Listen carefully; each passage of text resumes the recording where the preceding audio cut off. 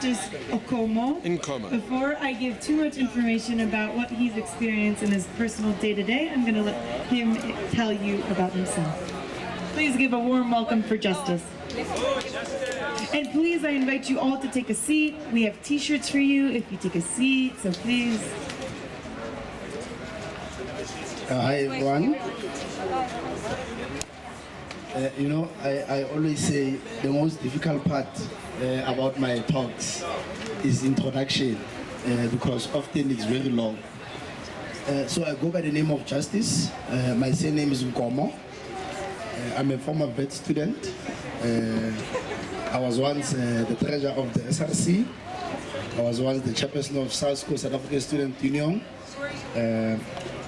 I was once the leader of the PYA on campus.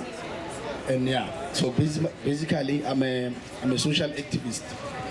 So I'm going to share my story with you. It's quite interesting because back in the days, I used to be part of an organization called the BDS, Boycott, Divestment and Sanction. And as I'm standing here, I'm serving my suspended expulsion. So I was expelled from the university, but it was suspended because we pleaded and we cried. I was basically, what we did was in 2013, I was the treasurer of the SRC. There was a concert by a pianist. Because in the BDS, our main belief would have been that anything that is Israel must be boycotted. So we went in, we disrupted.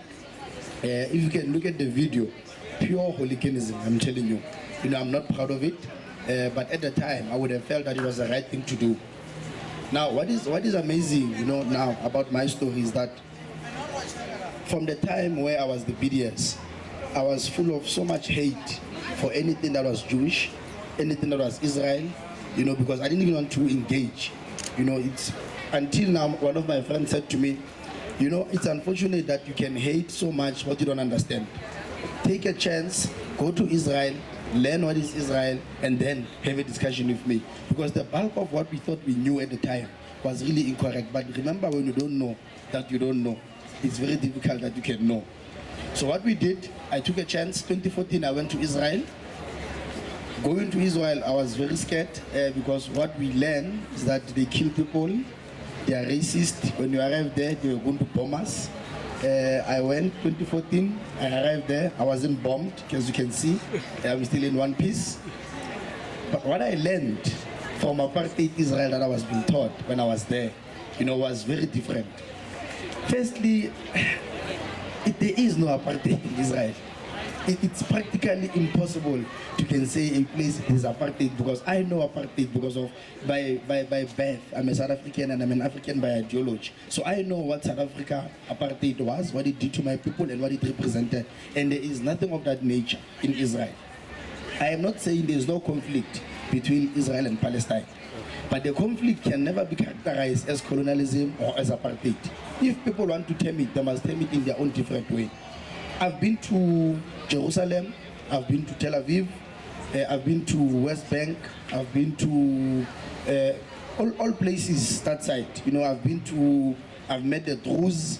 By the way, they will not tell you when they characterize apartheid as Israel, that in Israel there is a community of the Druze. They live in a village. They love feeding people. When we went there, we gained a couple of kilos. They're living in harmony. I've met the Bedouin tribe. It's a different tribe. It's in a context of South Africa, you would know that we have your Muslims, you have your Christians, and so on and so forth. But we have different people who are not the same, but they are living in harmoniously to one another. So what I want to share with you today is that, firstly, there are false connotations surrounding the issue of Israel. I want to urge each and every one of you that you need to go and learn, and when you read, because I can tell you there is a very biased information being presented by the BDS, of course, and you have the other side as well that presenting information. What I can advise you is that you must vet every information that you receive. Last time when I went to Israel was last year. I met a member of parliament, Ibrahim. He was Ethiopian by nature, and when I met him, and the guy shared his views about Israel, I was shocked. Because here you have an Ethiopian community that exists that side, but they will not tell you. The only thing that they will tell you is that Israel is closing borders, 1, 2, 3, because of they want you to believe that you must boycott, you must not love it, and so on and so forth. Now I'm standing here, I'm saying to you, no room for hate. The only thing that the BDS does, mainly, it is to give hate onto ourselves and using our narrative as Africans and as South Africa. Apartheid is our history, and no one must appropriate it. Colonialism is our history, and no one must appropriate it.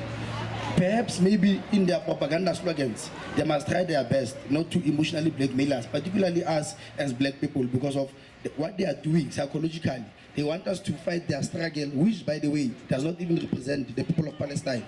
You know, one of the stories, I've been to a place in Israel called Ramallah. Very nice place. You have people there. Most of them, what they want to do, they just want to live in harmony with the people who are their neighbors. You know, so they will not tell you that, because all they would say to you is that from the river to the sea, you know, everything must be Palestine, which is impossible. You know, currently I am part of the ANC. I'm a candidate MPL for Gauteng, and you know, decisions that are taken, they are taken without knowledge. Because even this weekend, there was that thing of UCT of voting out for boycott in academics for Israel. I'm against that thing. I even wrote a letter to them to tell them that I'm against it. Why am I against it? Firstly, we have a problem of water in this country. Israel has a solution to the water problem. We have a problem in food security. Israel has a solution in food security. Now, you can take 5 of the main problems in South Africa and take 5 of the solutions. You will find them definitely in Israel.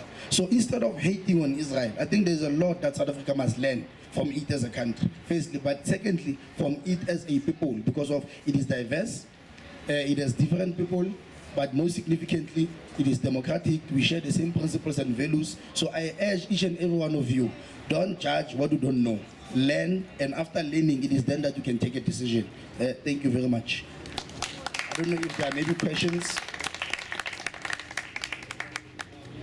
Any questions? But by the way, if there are no questions, it means my speech was very clear. So there's nothing wrong even in that sense. So I just want to thank Saujis for inviting me. And I would like to urge them that they create more platforms of this nature. You know, in fact, even going forward, I urge the PSC, if they are here, I urge SASCO, I urge the ANC Youth League, I urge any other person who has a view on this conflict to can come forward so that there can be a discussion, so that at least through dialogue and debate, you will be able to enhance your understanding on the subject matter. My question is, what is the biggest misconception you had about Israel, and once you came there, So my question will be, what is the biggest misconception you had about Israel? And once you came to Israel, you saw it was totally different. There were a lot of the misconceptions, but I think the biggest one for me was that Israel kills children. You know, if you can go on the internet now, you will be told that Israeli soldiers are killing children. You would see photos that a soldier was sleeping on the child, and so on and so forth. It was only when I was there that I learned that firstly, Israel is not a war zone. Not people are going around bombing kids and shooting them. It's a country, people live there, there's life. You know, people go eat, people go to work, and so on and so forth. Secondly, apartheid. When I arrived there, in fact, because of I'm black, general, I didn't even think I would cross the border gate. I went there, I went to a bar, I met a couple of Jewish friends. We had a drinking competition. The following day I woke up and I was still alive. And I'm here again, I'm alive.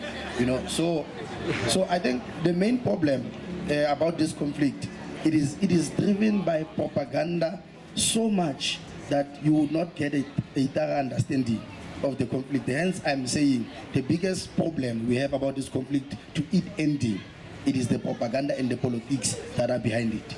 So I mean, I think that covers the question. Any other maybe question? If you had one message to the youth of today in South Africa, what would that message be? Thank you so much. Now I must canvas. Okay, look, being a young person myself, there are a lot of things that are taking place. amongst us. But I always tell people that each and every person, as young as you are, you already have a leader in you. And a leader in you must be the guiding tool of what character you ought to become. We are here, we are young academics. Don't take anything at face value. Secondly, don't judge what you don't know. Seek knowledge at all times, at all times. No matter whether it's about Swaziland or it's about any other country, or it's even about soccer, for instance. I mean, I can't come here and start a debate on soccer if I don't even watch soccer. I don't even know anything about soccer. So it is significant that you seek knowledge onto yourself so that the leader in yourself can come out so that you can become a better person in the society. Because at the end of the day, we are the future and we must build a positive future for the next generation to come. Thank you so much, everyone, for listening. And thank you, Saujis, for the invite. It's been a while since I came here on this campus, my campus, and I'm hoping that going forward, I'll get an opportunity to come as well and share my stories. But I see there's a question. No, I want to, if tomorrow you're not busy, just come and share for us again.